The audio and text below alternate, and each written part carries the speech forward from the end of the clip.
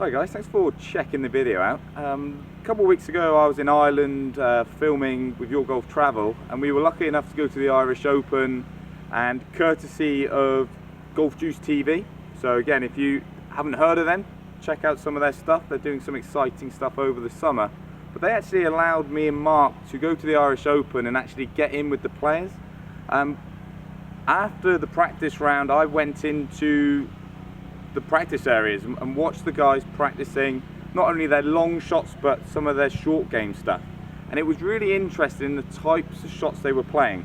So they're at Royal County Down, so it's a links golf course. The weather was a little breezy, and when I say a little, very, and although the weather was quite nice on the day, you could tell that it was going to rain a bit. So you could see they were trying to practice the type of shot in which they were expecting to play in the tournament. So you were looking down the range and a lot of them were playing punch shots. You could see they were really trying to work on shots that needed the control into the wind. So that was a real interesting one. And on the short game area, so Royal County Down is a links, and you could see they were practicing sort of bump and runs and putting from off the green. So again, shots that they're going to need in the tournament. So how can you apply this to your game?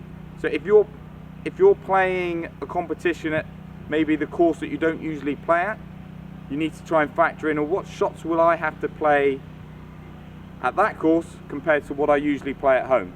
And again, it's really easy when you're going from a parkland to a links. So I mean, the pros examples I'm giving here is a really black and white one. I mean, they're very different courses, so obviously they're going to need very different shots. Sometimes it can be a length thing. You might be playing a course that you're going to need to hit a lot more wedges. So the day before, it might be better to work on your wedges. It might be that they have very small greens, so you're going to have to play more flop shotty sort of pitches, because you're not going to be able to land them on the green and let them roll out.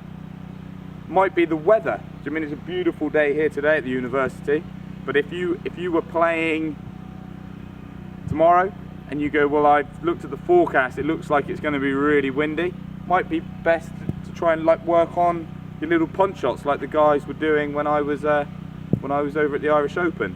So again, that might be the difference between you shaving off a couple shots, might be the difference between you getting your handicap down, might be the difference between you winning and losing. So again, I'm imagining that you work full time, so it might not be possible to play a practice round. So again, the guys at the Irish Open, they all play 1 or 2 practice rounds. You probably haven't got that luxury, but again, you can try and predict what you're going to need the next day, work on a few shots, see if that can get you the round that you want, the round that you deserve. So again, I'd like to hear what you think about this video. I'd like to hear what you kind of currently do. Do you try and factor this in? Do you try and factor in that maybe your golf course plays quite wet and you can stop the ball beginning of the year, but as the year goes on it starts to dry out? So again, even though you're on the same course, you might need different shots in order to shoot a good score.